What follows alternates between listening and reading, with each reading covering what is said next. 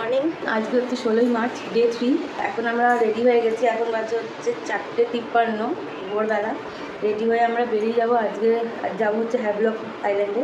তারপরে দুটো ব্রিজ ঘোরার আছে। তো এখন আপাতত আমরা এই হোটেলটা ছেড়ে দিচ্ছি। আমাদের ব্রেকফাস্ট দিয়ে দিয়েছে, গাড়িতে খাবো। আর এই আমাদের গাড়ি।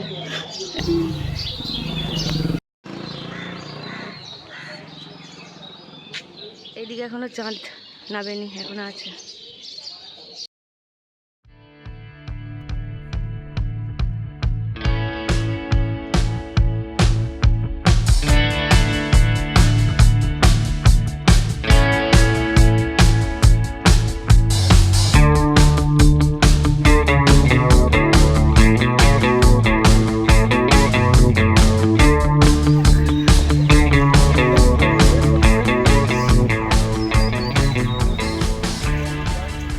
বাবার নামটা ভুল এসছে, প্রদীপের জায়গায় প্রবীর এসেছিলো বলে একটু দাঁড়াতে হলো। এখানে সব চেকিং, ব্যাগগুলো চেকিং হলো। ব্যাগগুলো চেকিং করে এবার আমরা ক্রুজে উঠবো।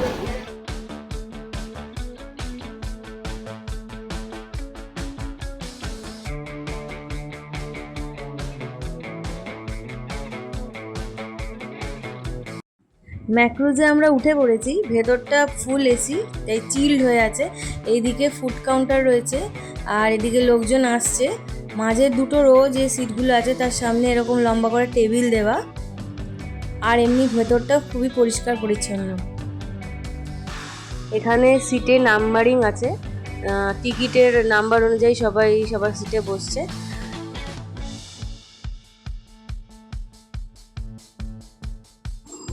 আমাদের সিটের সামনেটায় টেবিল নেই, এরকম ফোল্ডিং ট্রে মতো করা আছে। ব্রেকফাস্টটা আমার এখানেই রেখে দিলাম। এতক্ষণে সূর্যি মামাও উঠে পড়েছে। জলের ওপরে সূর্যের আলোটা বেশ উপভোগ করছে সবাই।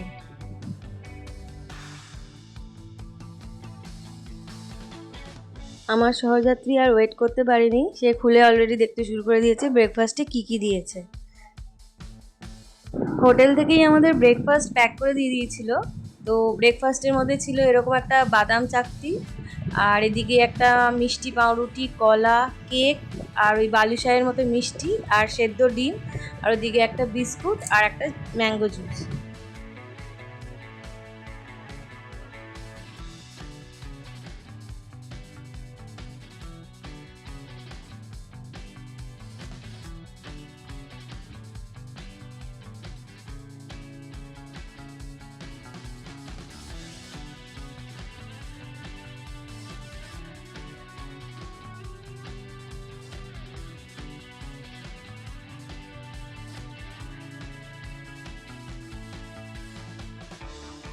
এবার চলে এলাম ফুড কাউন্টারে কী কী আছে দেখতে।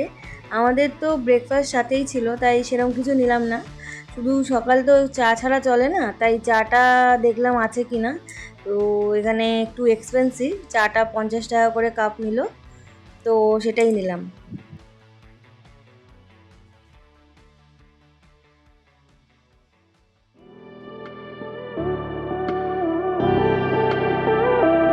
ওপরের দিকে যাওয়ার জন্য উঠেছিলাম যে এই জায়গাটা যাওয়া যায় কিনা, কিন্তু তারপরে দেখলাম দরজা বন্ধ। ওনারা বললো সেফটির জন্য অ্যালাউ নয় একদম। তো ওই কাঁচ থেকেই একটুখানি দেখে তারপর নেমে চলে এসেছিলাম। তারপর আর কাউকে সিঁড়িতেই উঠতে দিচ্ছিল না।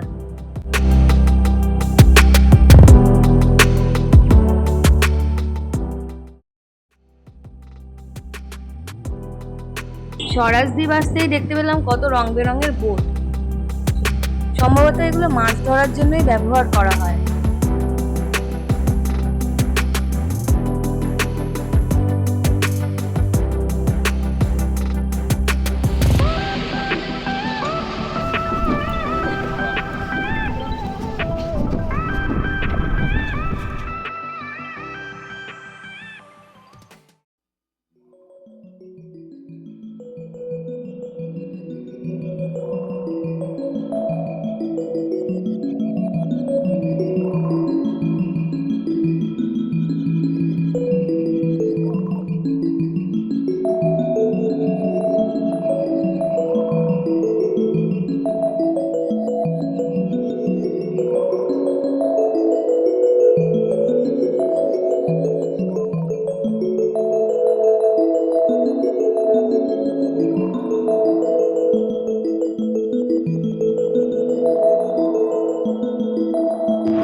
পোর্ট ব্লেয়ার থেকে ম্যাক্রুজ করে আমরা এলাম স্বরাজ বিচ।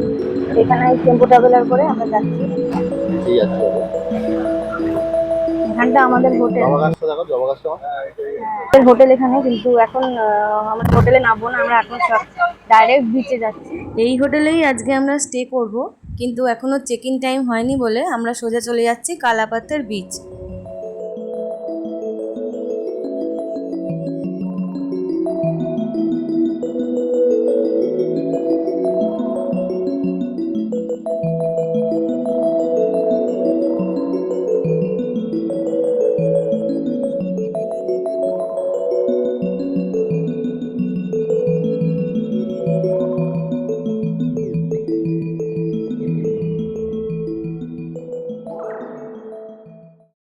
তো আমরা এখন চলে এলাম কালাপাতার বিচ।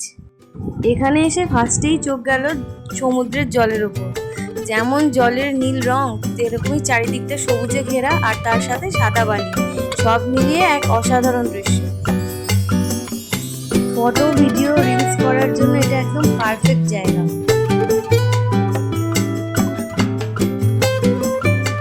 হোটেল থেকে যে ব্রেকফাস্ট দিয়েছিল আমরা তো তখন খাইনি, এখন আমরা খেয়ে নিচ্ছি। খেয়ে নিয়ে তারপর বাকি বিচটা ঘুরে দেখবো।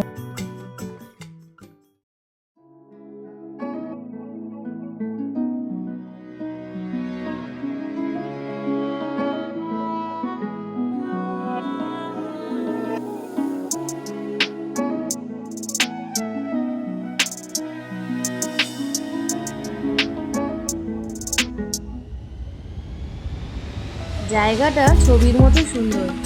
এখন বিচটা পুরো ফাঁকাই আছে, আর এই দোকানপাটগুলোও সব খোলেনি। বিকেলের দিকেই হয়তো ভিড় হয় এখানটা। আমরা তো হোটেল এন্ট্রি করার আগে যতটুকুনি সময়টা পেয়েছি সেই সময়টাই এখানটা ঘুরে নিলাম।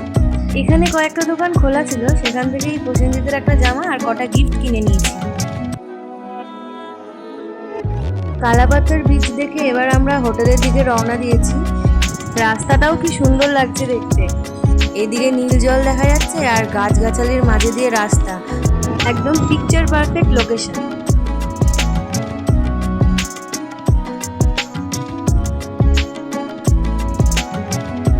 চলে এসেছি আজকে আমাদের হোটেলে, রাধাকৃষ্ণ হোটেল ইন হ্যাভলক। আমাদের রুম দিয়ে দিয়েছে।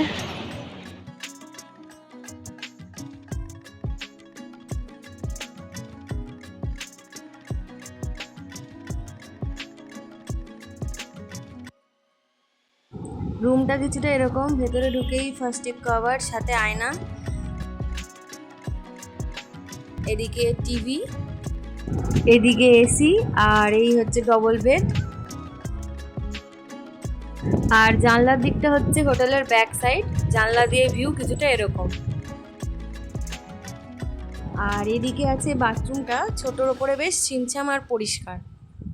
এখন হচ্ছে সকাল 11:19, এখন আমরা এসে হোটেলে পৌঁছলাম। এরপর লাঞ্চ টাঞ্চ করে ফ্রেশ হয়ে তারপর যাবো রাধানগর বিচ। এখন আমরা যাচ্ছি লাঞ্চের জন্য, হোটেলেই লাঞ্চের ব্যবস্থা আছে।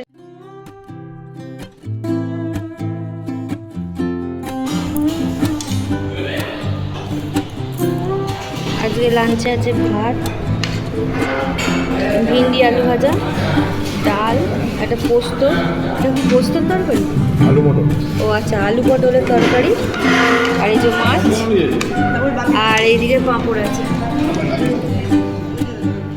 খেয়ে দিয়ে এবার একটু হাঁটতে বেরিয়েছি, আশেপাশটাও ঘুরে দেখছিলাম। এইখানে এখন দুপুরবেলা সব দোকানপাটই বন্ধ, একটা দুটো খোলা। এইখানে চারিদিকটা সবুজে সবুজ, ওইদিকে আবার একটু পাহাড়ও আছে।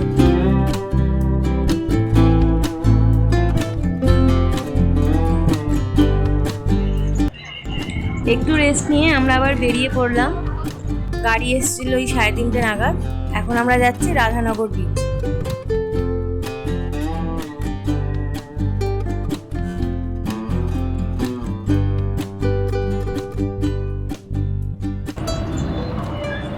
আমরা নেমে পড়েছি, এটা মার্কেটের ভেতর দিয়ে যাচ্ছে, অনেক দোকান, প্রচুর দোকান। রাধানগর বিচে যাওয়ার এই রাস্তাটায় প্রচুর দোকানপাট, খাবারেরও আছে, জামা কাপড়েরও আছে। রাধানগর বীচটা চান করার উপযোগী। সাথে জামা কাপড় না আনলে এই দোকানগুলো থেকে পেয়ে যাবে। আন্দামানে এসে যে জায়গাগুলো ঘুরছি, মানে এক একটা বীচকে ছাপিয়ে যাচ্ছে। প্রত্যেকটা বীচ আলাদা রকম ভাবে সুন্দর, কোনোটাই নিরাশ করবে না।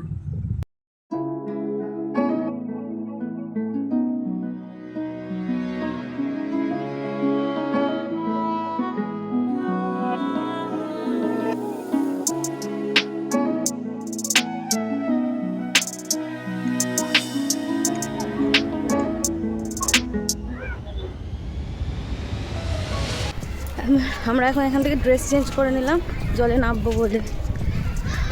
এখানে চেঞ্জিং রুম আছে 10 টাকা করে। জামা নিয়েই এসেছিলাম, এখানে যে জামা কাপড় চেঞ্জ করে এখন যাচ্ছি বিচে। চান ফান করে আমরা চলে এসেছি এই মার্কেটের দিকে। এখন অনেকগুলোই দোকানপাট খুলে গেছে।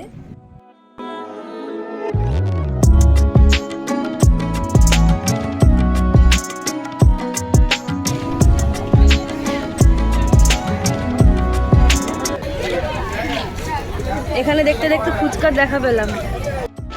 এখানে 30 টাকায় 6টা ফুচকা খেলাম, আর পাপড়ি দিল।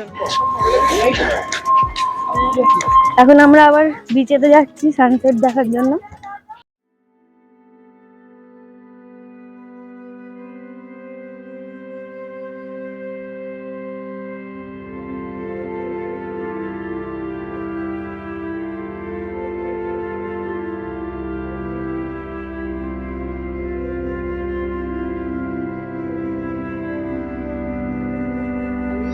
সূর্য অস্ত যাওয়ার পর জায়গাটা বেশ শান্ত হয়ে গেছে। সেই রোদ্দুরের তাপটা নেই, আর এদিকে ফুরফুরে হাওয়া দিচ্ছে, বেশ সুন্দর লাগছে।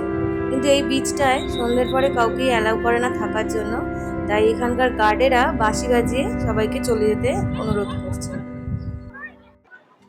সানসেট হয়ে গেছে, এখন আমরা আবার ওই সবাই আছে ওখানে যাচ্ছি, স্ন্যাক্স দেবে।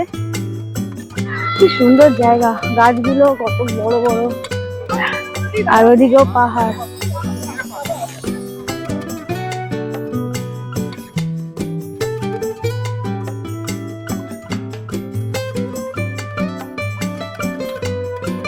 সবাই একটা হোটেলে খেতে এসেছি।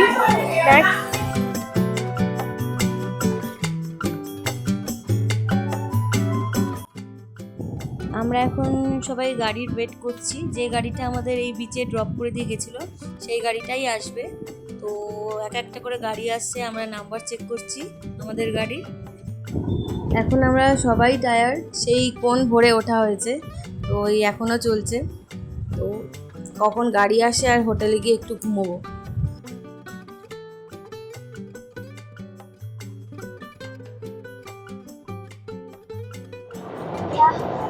ফাইনালি 8 ঘন্টা পর আমাদের গাড়ি এলো। এখন আমরা যাচ্ছি হোটেলে। তো বালি ঝালি মেখে একাকার না, চোখ খুব জ্বালা করছে, খুব জ্বালা করছে। নেমেছে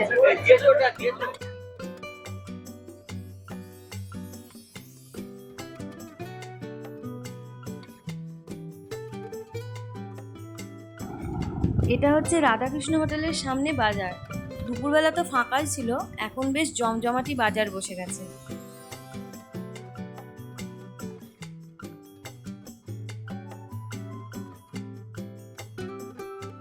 এখন আমরা ডিনার করব। এখানে বাফেট সিস্টেমে খাওয়া, সকালেও তাই ছিল। এখন ভাত তরকারি দুটোই আছে, সাথে ডাল, এদিকে একটা ভেজ তরকারি, আর সাথে চিকেন।